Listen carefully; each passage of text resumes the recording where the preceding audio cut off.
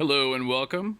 Today we're going to be installing this Deatschwerks 200 DW200 fuel pump into my Miata 1994 NA Miata, and this is a little overkill for this Miata right now because it's not boosted. So the rating on this is 255 liters per hour, which is kind of crazy for a naturally aspirated car. But the reason I'm doing this is because eventually I'm going to be putting the turbo in, and I also want to run E85, which requires more fueling. So if I'm going to replace the fuel pump anyway because of that check valve issue where I was losing residual fuel pressure in the lines, then I might as well get this upgraded unit for just a little bit more. This unit is very cost effective. So what we'll need for the job is obviously the unit. This comes with specifically a Miata kit for plug and play purposes. I went ahead and got this gasket. This gasket is for the top of the tank. I figure the gasket that's on there is screwed up, just like every other piece of rubber on a 24-year-old car.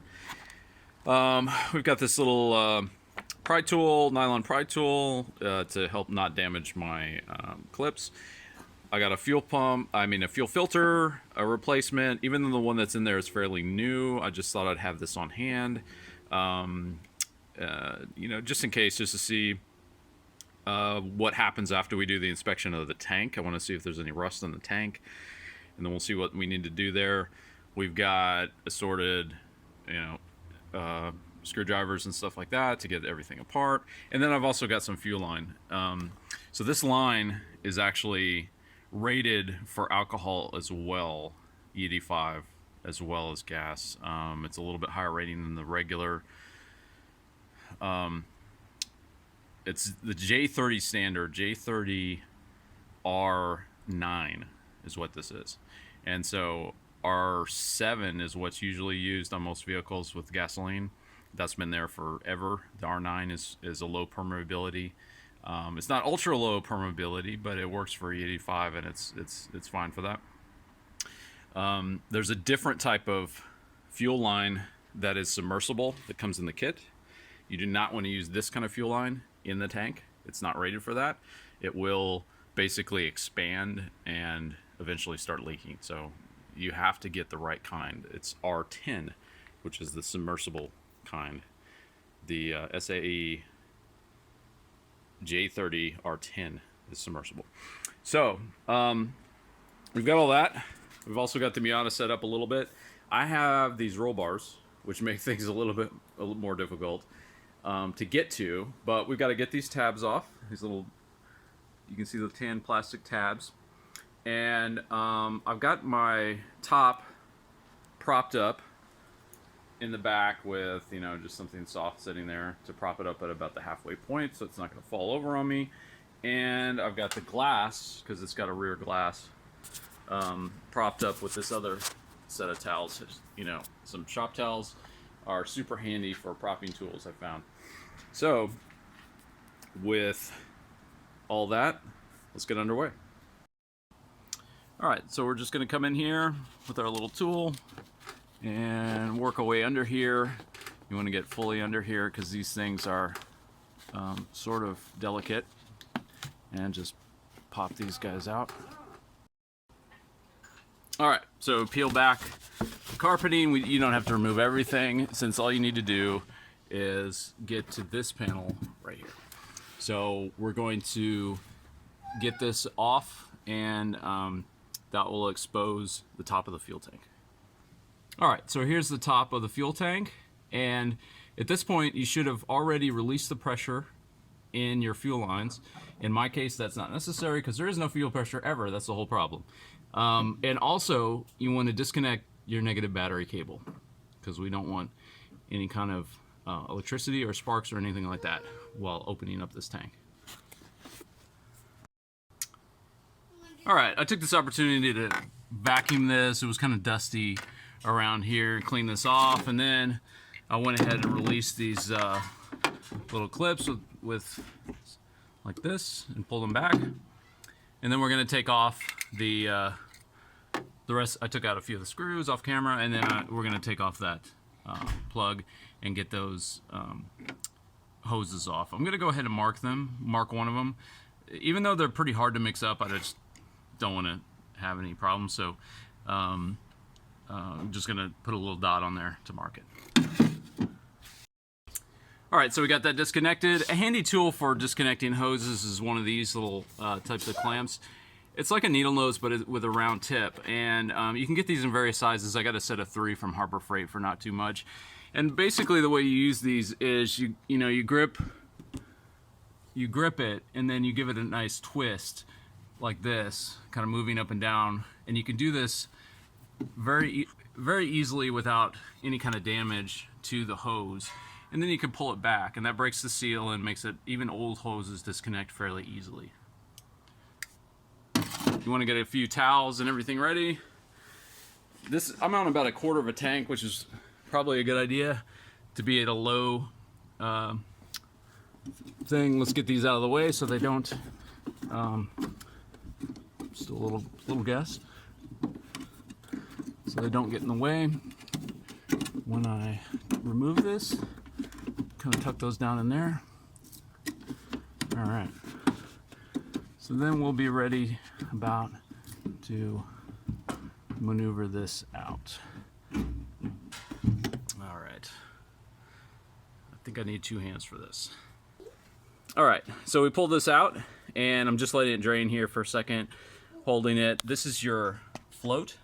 You want to be careful when maneuvering this out so that you don't bend this little wire, and just kind of let it drain out. There's going to be some residual fuel in the pump itself and the sock, and you can take it out of the vehicle. All right, so let's take a look at the inside of this tank, and not what I was hoping for. That is a lot of rust. It's not like floating around rust, but definitely the internal coating on the tank is compromised. The sock had a lot of kind of rust on it, so this is not good. We may want to do some kind of treatment, or I mean, ideally replace the gas tank, which is a huge hassle. So that's fantastic.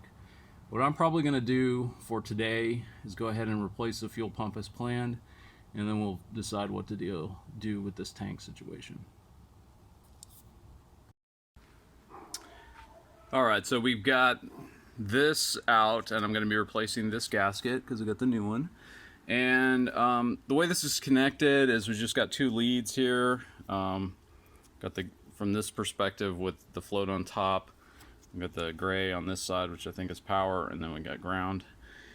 Very simple, and I think this just pops out. There should be a screw here, but I'm not seeing one on the bottom. There should be a screw right there, but it's not in there. This sock doesn't look too bad. Not in frame. There's a screw right here that's pretty gunked up. So, be careful getting that out. Actually, I don't think we need to get that out. That can just stay there. And then here's the hose that we'll be replacing, and we'll be putting in the new one that came in the kit. Alright, so we worked that off. Just as a fun test, the whole point of this is that this is not holding pressure unless it's running. And what I did was I just kind of blew into the feed line here, which is what connects to the pump, and indeed I could blow through it with no problem. It just blew right on out the bottom here, which is not what it's supposed to do. So I just kind of worked this loose with my little handy hose grip and pulled it off. You don't even need to touch this one, which is good because this clamp has seen better days. It's not really wanting to release from here anyway.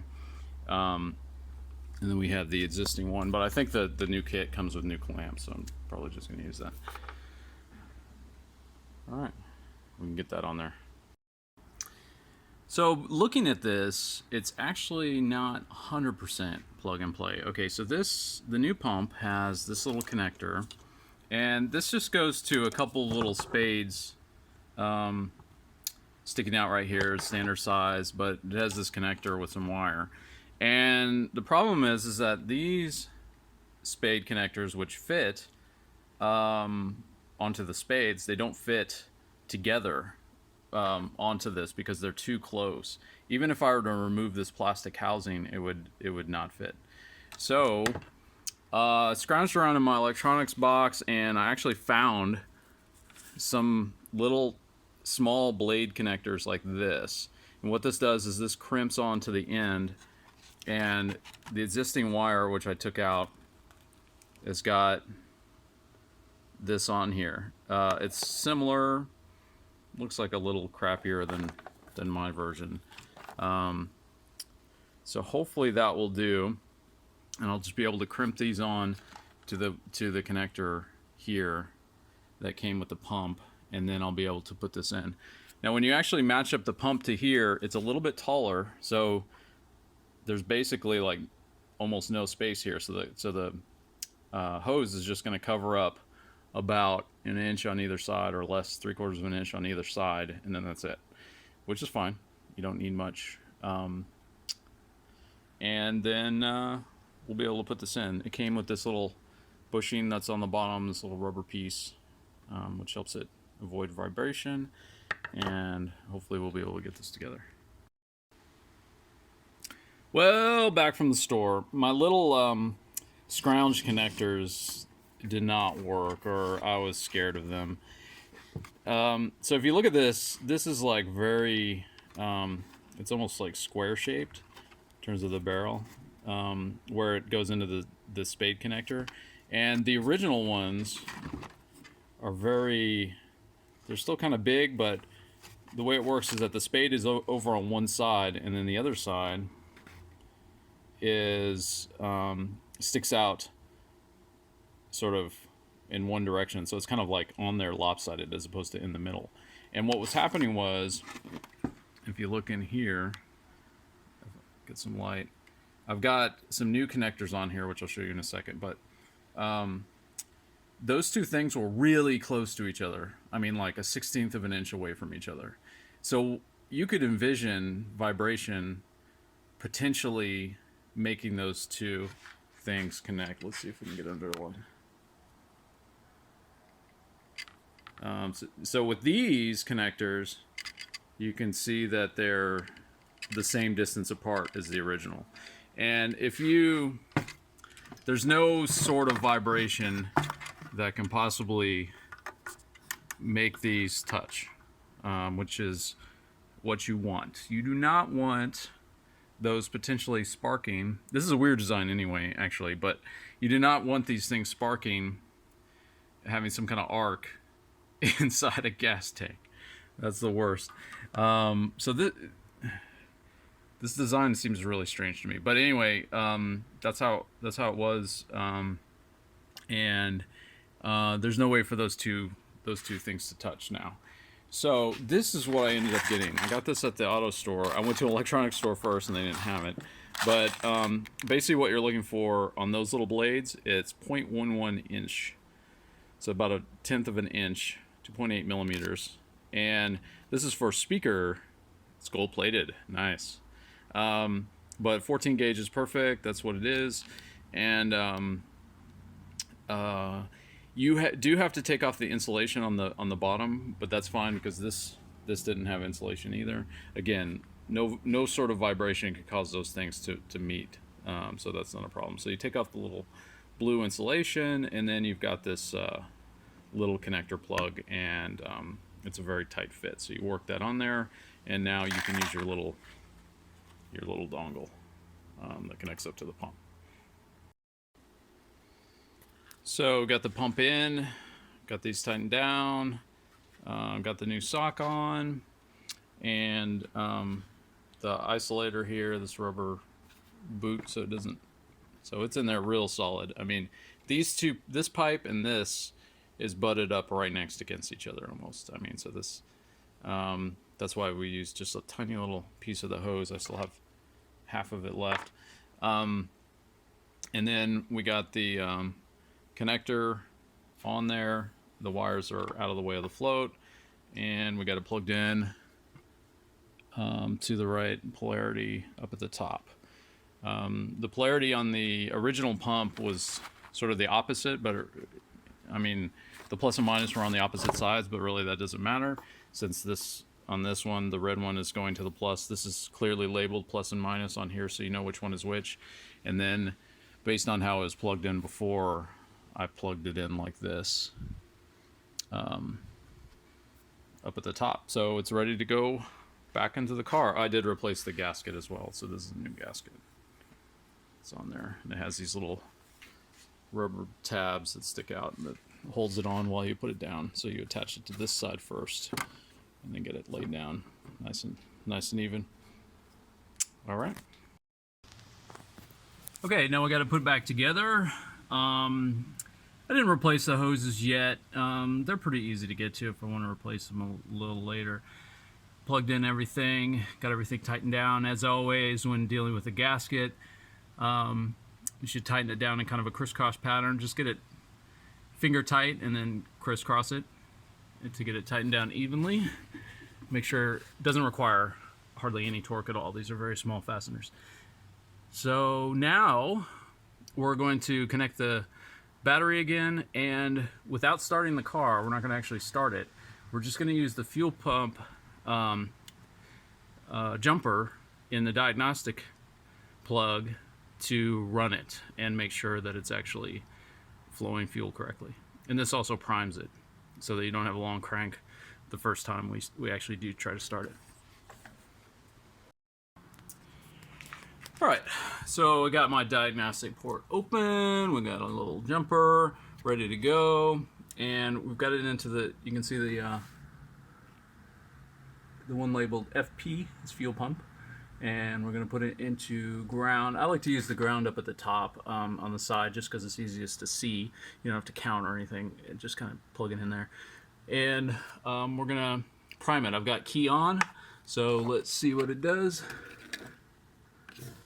Put it right here, and we should hear a whooshing sound.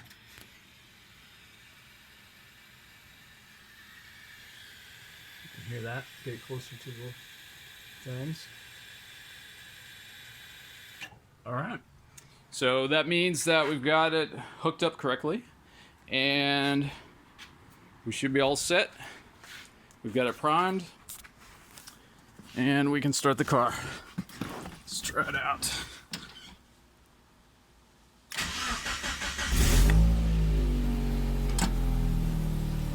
All right.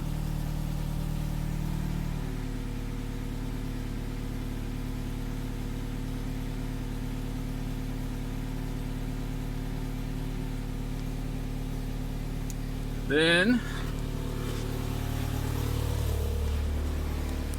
just make sure everything's good down here. I'm not expecting anything, but just verify. Just kind of check around here. Leaks, smell of gas fumes, anything like that. I don't smell anything. Don't see anything. We're gonna let that idle for a while. Just make sure it doesn't develop any leaks. Down here, since we move these hoses, they connect to a hard line underneath this. So we're gonna get that, just kind of double check that, make sure nothing got pulled or cracked or something like that.